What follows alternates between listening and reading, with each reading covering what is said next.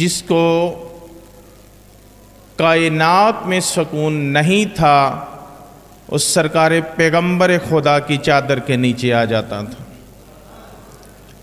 اور جب سرکار پیغمبر خدا کو سکون نہیں ہوتا تھا وہ سرکار ابو طالب کی چادر کے نیچے آ جاتا تھا، جس نے دنیا کو 1,24,000 نبیوں کا بادشاہ پال کے دیا اسے ابو طالب علیہ السلام کہتے ہیں۔ میں اکثر اوقات سوچا کرتا تھا زمانہ طالب علمی سے لے کے اب تک کہ پاک نبی نے یہ حدیث کتنی عظیم اور معتبر الفاظ میں ارشاد فرمایا ہے، اللہ مولائی، اللہ ہمارا مولا ہے، میں کائنات کا مولا ہوں، من کنت مولا ہو فہذا علی مولا، جس کا میں مولا ہوں اس کے یہ علی مولا ہے۔ میں اکثر سوچا کرتا تھا کہ مسلمانوں کو اتنے بڑے قرآن سے اختلاف نہیں ہے، صرف ایک لفظ مولا سے کیوں اتنی تکلیف ہے؟ جب تاریخ سے میں نے پوچھا کہ مسلمان کو اتنے بڑے قرآن سے مسئلہ نہیں، اس کو حفظ کر کے اپنے سینے میں چھپاتا جا رہا ہے، لیکن جب لفظ مولا آتا ہے مسئلہ کیوں بن جاتا ہے؟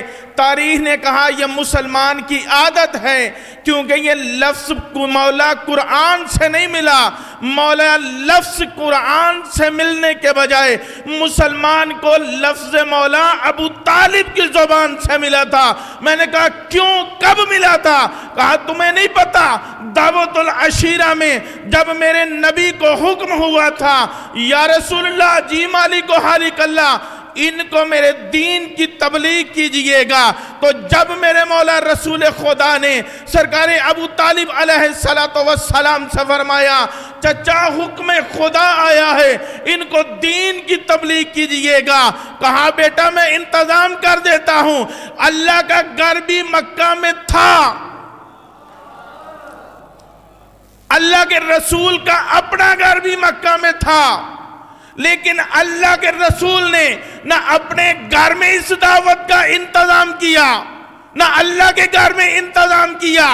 اللہ کا نبی جس کے بارے میں اللہ سورہ نجم میں ارشاد فرما رہا ہے وَالنَّجْمَ إِذَا هَوَىٰ، میرا حبیب مجھ اللہ کو قسم ہے اس وقت کی کہ جب ستارہ ٹوٹا تو اپنی مرضی سے اپنے لبو کو حرکت نہیں دیتا۔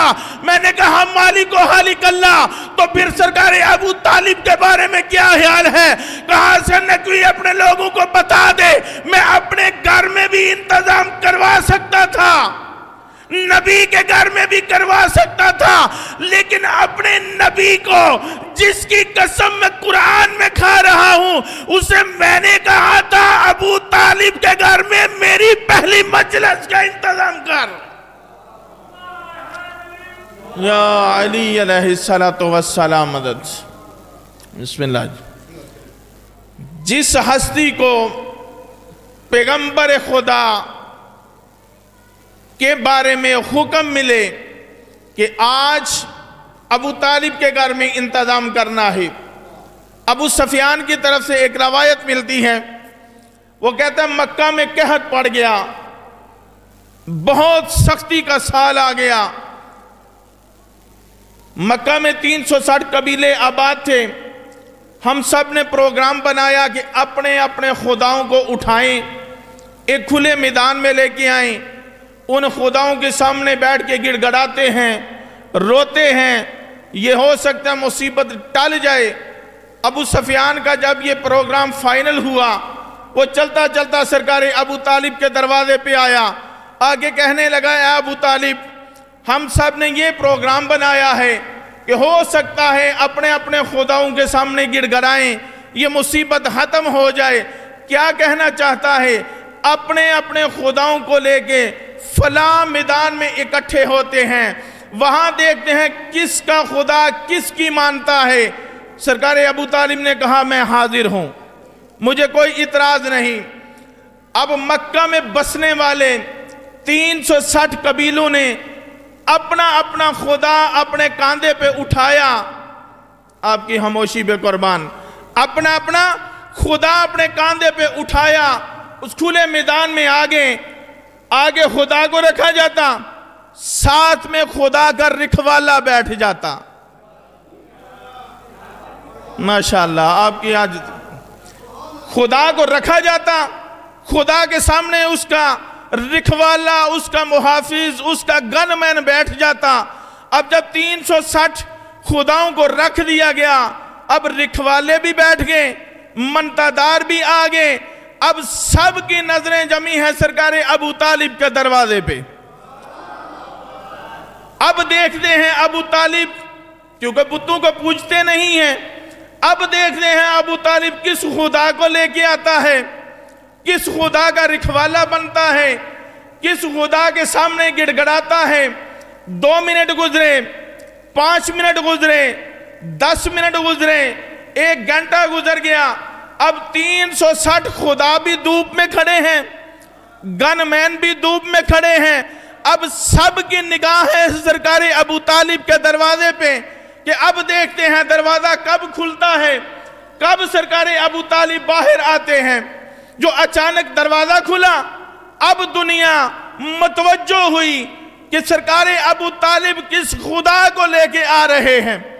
दरवाजे का खुलना था, मुबारक कदम जमीन मक्का पे पड़ा। जो देखते क्या है कि सरकार अबू तालिब ने अपने मुबारक कांधों पे 6 या 7 साल का एक मासूम बच्चा उठाया हुआ है।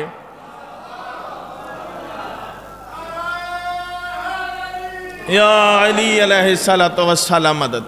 6 या 7 साल का एक मासूम बच्चा अपने कांधे पे उठाया हुआ है। पहला कदम बिस्मिल्लाहिर्रहमानिर्रहीम पढ़ के सर जमीन मक्का पे रखा। अब अबू लाहब कहता है कि पहला कदम का आना था, हमें ऐसा महसूस हुआ जैसे जमीन में जलजला आ गया है। ये अजमत थी सरकार पैगंबर खुदा की, जमीन में जलजला आ गया है। सरकार अबू तालिब चलते चलते 360 खुदाओं को चीरते हुए, रास्ता लेते हुए उस जगह पे आके ठहरे जो ना दाएं था ना बाएं था, कहीं भी कोई खुदा नहीं था। आगे दरमियान में खड़े हुए 360 खुदाओं के रखवालों ने खुदाओं के कदमों में गिर के रोना शुरू किया, मुश्किल का हल तलाश करना शुरू किया। अब ना कोई खुदा किसी की सुन रहा है, ना उसको जवाब दे रहा है। जब सारे के सारे गनमैन भी थक गए, रखवाले भी थक गए, अब चलता चलता अबू सफियान आया सरकार अबू तालिब के पास, आगे कहने लगा हमने अपने खुदाओं से दुआएं कर ली हैं, अब तू बता तू किस खुदा की इबादत करता है। सरकार अबू तालिब अबू लाहब और अबू जहल की तरफ देख कर कहते हैं मैंने तो सुना था कि कहीं तुम बात अच्छी कर जाते हो, लेकिन वाकई तुम सब जाहिलों का बाप तुझे ही अबू जहल कहते हैं। कहा तुझे नहीं पता मेरे कांधे पे कौन है? कहा कौन है?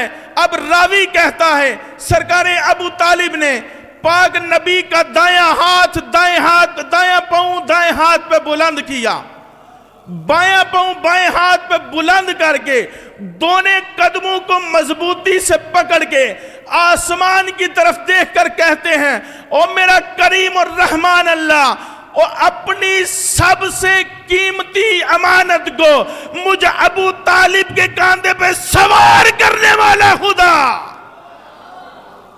मैं अबू तालिब कह रहा हूं अभी मेरे दुआ के हाथ नीचे ना हो पाए तब तुझे ये दुनिया खुदा मानेगी जो बारिश का नजूल हो जाए।